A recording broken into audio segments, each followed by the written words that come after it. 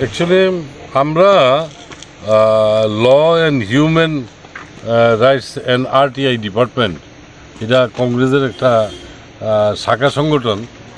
তা আমরা দীর্ঘদিন ধরে অবজার্ভ করছি যে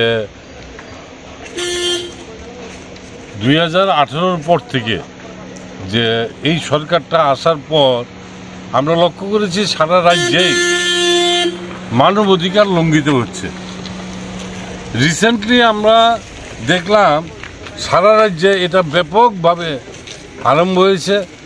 মানুষের কথা বলার অধিকার, মানুষের বেঁচে থাকার অধিকার, মানুষের নিরাপত্তার অধিকার সবই লঙ্ঘিত হয়েছে।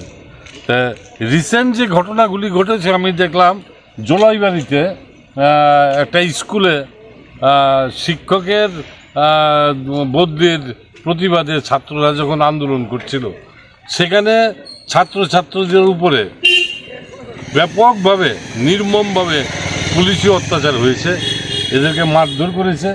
জোলাইবাড়ির শুধু ছাত্রদের ভিতরে এটা সীমাবদ্ধ নয়, টিচাররা যখন ওইখানে গেছে, টিচারদের উপরে, অভিভাবকদের উপরে বিভিন্ন রকমভাবে পুলিশি নির্যাতন হয়েছে, তার কোনো প্রতিকার হয়নি।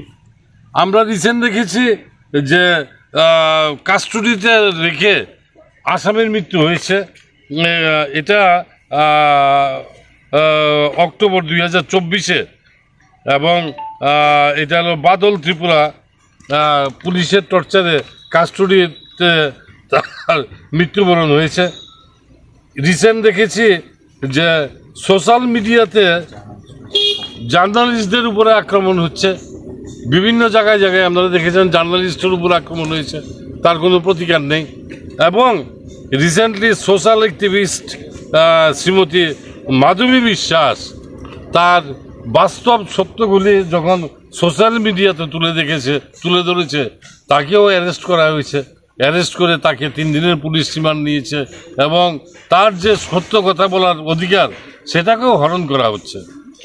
মাধবী বিশ্বাস আমরা যে দেখলাম যে বিভিন্ন জায়গায় বিভিন্ন রকমভাবে এরা বলেছে, এটা কি বলেছে? এটা সরকারের বিরুদ্ধে তার একটা